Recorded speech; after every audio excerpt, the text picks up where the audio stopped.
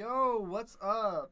So I focus on Zimbabwe, especially the Victoria Falls and stimulating tourism areas. When I found that Facebook performed really well for promoting events and tourism development updates, while Instagram showcased the beauty of the falls and adventure activities while engaging visuals. TikTok also had some engagement with short captioning videos, especially ones that mix cultural elements and scenic views. But I did notice that Twitter or X lagged.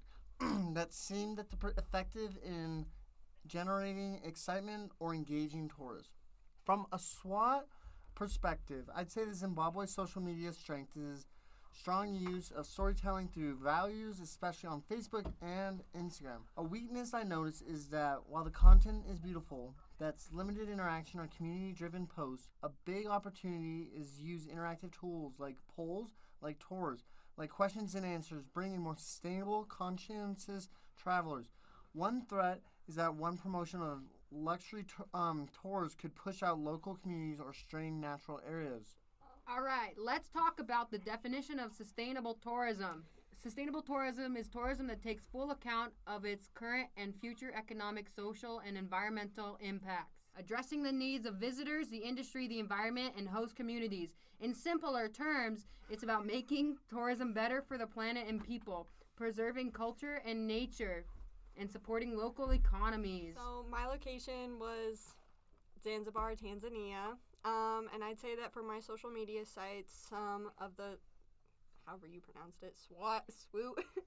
How did you pronounce it? SWOT. Oh, SWAT thought some of the strengths was that a lot of my social media sites portrayed realistic expectations for people, and that I had social media sites from both the native perspective as well as from a tourist perspective. Some of the weaknesses is that a lot of my social media sites posted way too much, which caused a lot of realistic information and helpful information to get lost in the mix. And then some opportunities with these social media sites is that it allows people to gain a better understanding of the culture as well as better plan their trips. And then some threats to this is that other content creators may be more organized, which will deter people away from those certain social sites. Some strengths I found at Cape Town was the social media platforms that were on Twitter, Instagram, Facebook, all use kind of short videos to capture what interests there are in the local area, such as small businesses, markets, tour guides, all that kind of use sustainable tourism in mind. Some opportunities I believe that Cape Town initiatives could capture. They could practice more. Some water use initiatives could be preserving the water for the locals rather than the tourism industry, such as hotels and different businesses that are corporate, such as like Marriott or Hilton. And that is one of the threats that Cape Town faces, is that there isn't enough water for the actual residents in Cape Town, and that is causing a kind of racial disconnect as Black Capetonians are without water. They only use 5% of the water in Cape Town, while the rest is for the rich or white people that travel there, and that is causing a lot of turmoil for the local area. Just showing the beauty of the area rather than the reality that the locals are facing, which doesn't really help travelers understand why, what, or how they should travel to the area. And with that in mind, it's causing more and more water use being used for the tourists rather than the people. And I think that is just a big issue that area will continue to face generations to come. So some strengths of using social media in Kenya that I noticed that Instagram was a big popular platform that was used, and they had the most had the most interactions throughout their platform. So it allowed a lot of tourism organizations to reach out to potential travelers worldwide instead of just narrowing it down to one region. It also showcased Kenya's rich and natural landscape, wildlife, and cultural heritage. And it was also used as a great tool to educate the public about Kenya and what their main purpose of them reaching out to other tourists and what they're doing, especially towards sustainable tourism. Like, for example, there was a resort there that they use solar and not plastic, but paper. And they also filtered their own water from rain and that kind of thing to help just create a more sustainable way for people to travel there and explore their area. Some weaknesses, there was a lot of misinformation or information that was hidden just because of, they want them there, these travelers there to explore the country and that area. A lot of they oversimplified a lot of important information. And then that also highlighted a lot of poor tourism practices that could also, harm Kenya's tourism reputation. Some opportunities are a lot of places there bring in influencers to their resorts just to show them like the sustainable amenities that they have, but then also allowed influencers to come through and show people these different areas that's not heavily traveled. So like going on hikes, these waterfalls and that kind of thing that was through there, but also allowed a lot of them to go on these safaris and see the beautiful wildlife and landscape that's around and tie that all into the cultural heritage, like using interviews with locals and seeing what they have to offer and getting to experience all that. All right. Yeah, the next place I wanted to talk about was Egypt. Here I really focused on like the pyramids and the Nile River, and then a couple accounts focused on just Egypt in general. One of the main strengths that all of these sites covered was just really showing and highlighting all the positives of Egypt.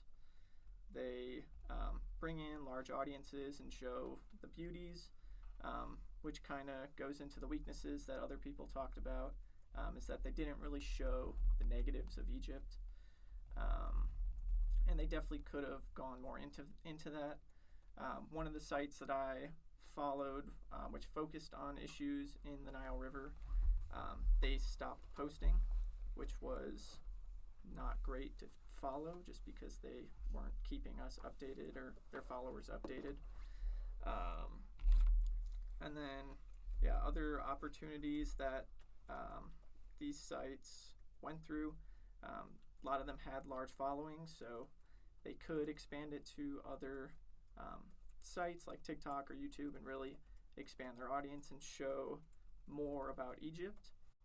And then I guess that kind of goes into threats with a lot of these places and a lot of these sites. If they're not posting super often, they're not going to be engaging their audience, and they're not going to be shown as much on people's feeds.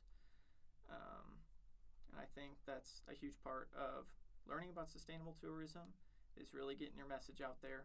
And if companies like this in Egypt really aren't broadcasting their message, tourists and visitors really won't be able to clearly find sustainable tourist options. Hello everybody, my region was the Kilimanjaro. You did well. More You did editing good. for you. Good for you, Johnny. I really like I'm gonna include some of this authenticity right here. Should we all, after you talk, we all just kind of talk a Yeah, little I think bit? we should all just kind of just- share what we like. What's up? What's what we like. thing? The next region covered up is Kilimanjaro, that consists of many different countries fused together, like Tanzania, for example. A strength with the way social media supports this area is that, for me, it shows the raw authenticity of what the local lifestyle is like on that part of the world. At least for us here in the States, our way of being is a bit more advanced, and for many tribes and people within this region, again, it shows the differences of how they're able to make do with what they got.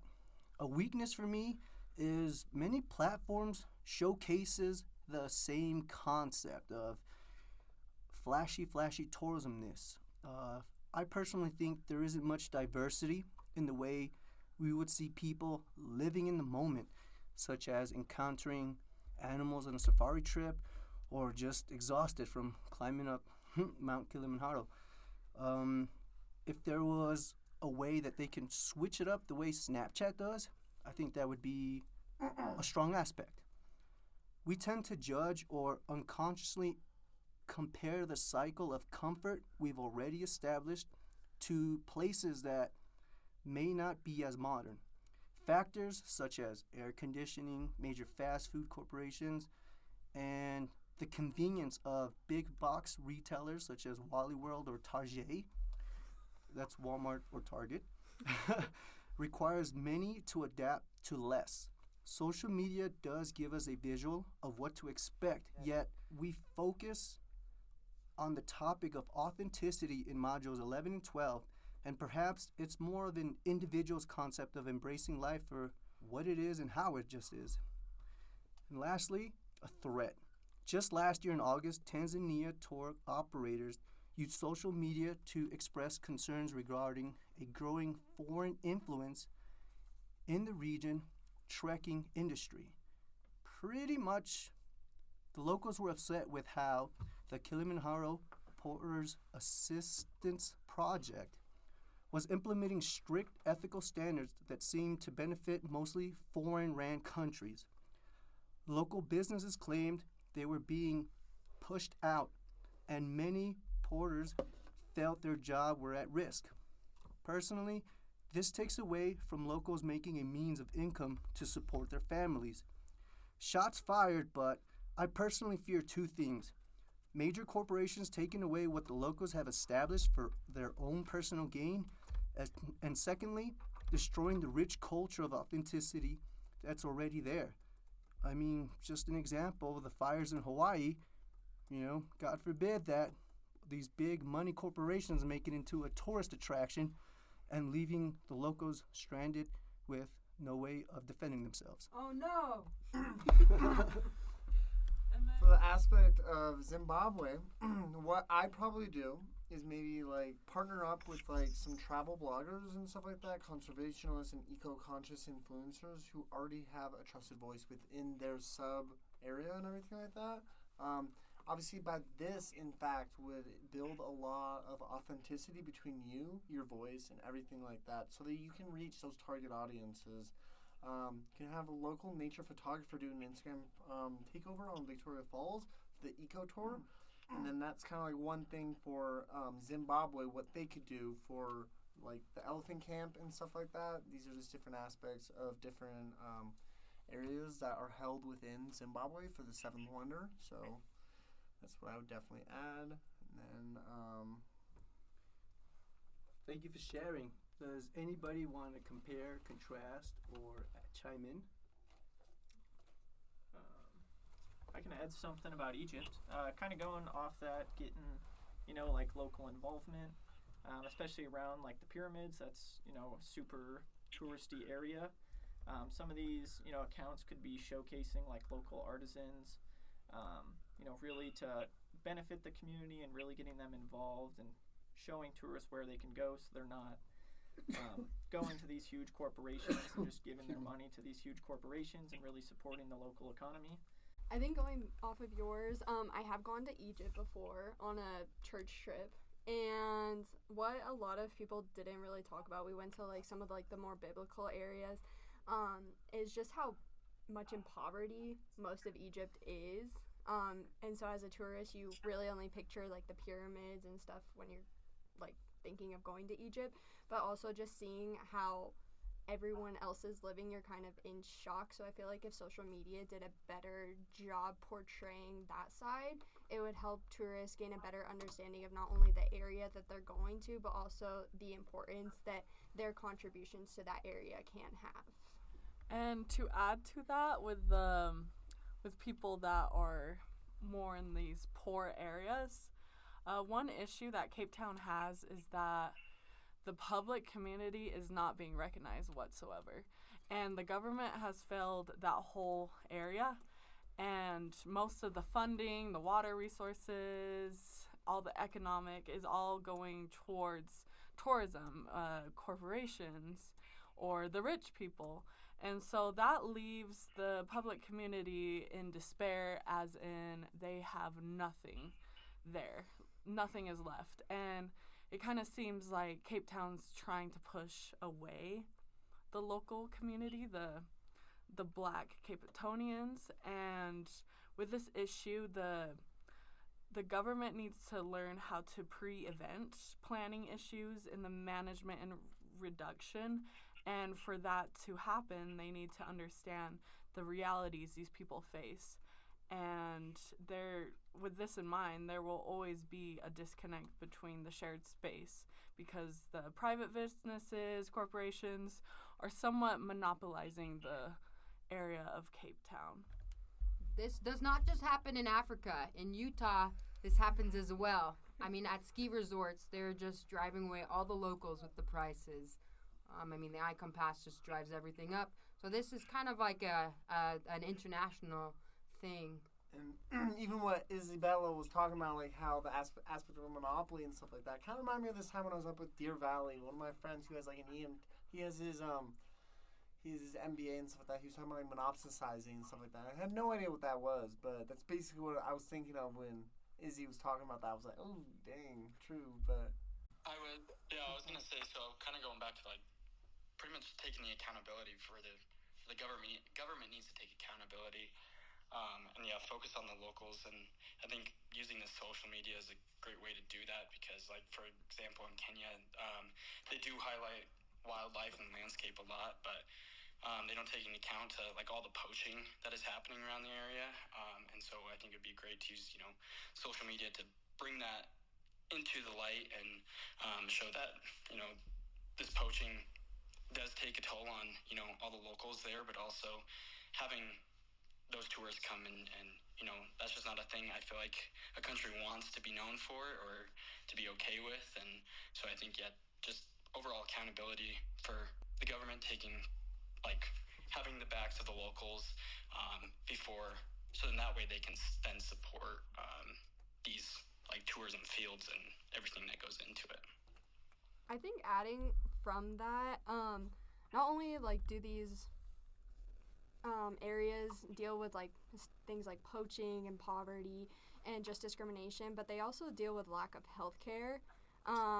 In particular, in my country, or I guess in my region, Zanzibar, cholera is a really big issue due to the lack of water. In fact, only 5% of the water is actually clean and enough for people to drink from, and most of the time people are so far away from the water that they have to walk miles, and even then it's contaminated with just disgust and diseases. And so I think using social media as a way to bring light to not only the tourists about that, but also to spread awareness so that people can fund causes towards improving healthcare and improving water quality will also improve just the overall quality of life for everyone around.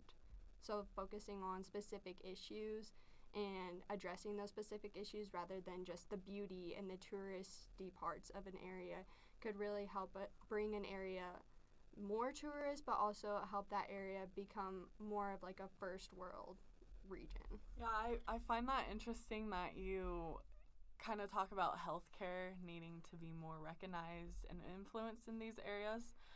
One of the trends of Cape Town is that it's at 25% increase with pharmacies and supermarkets, and I kind of thought that was interesting because yes, pharmacies are very useful, but I noticed that these pharmacies are being implemented for the rich people in that area. And I think, once again, the poverty level is going to increase because Cape Town is catering to the rich people that are able to pay for health care. Oh, that's cool, Isabella. That actually ties in.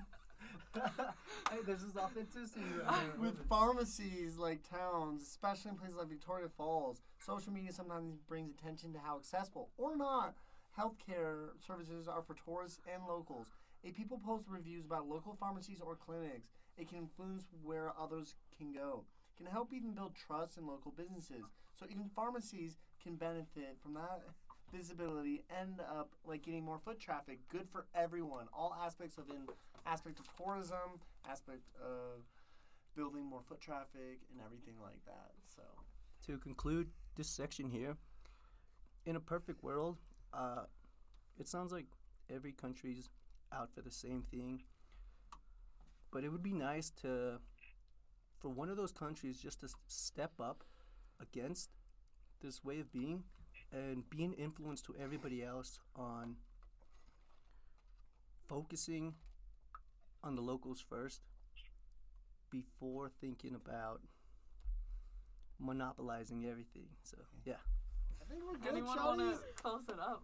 He already closed it up, so he Oh, can yeah. like I edit. could just, yeah. Oh, switch it around? Shout out to love. Shout out to beauty. Woohoo. Who dat?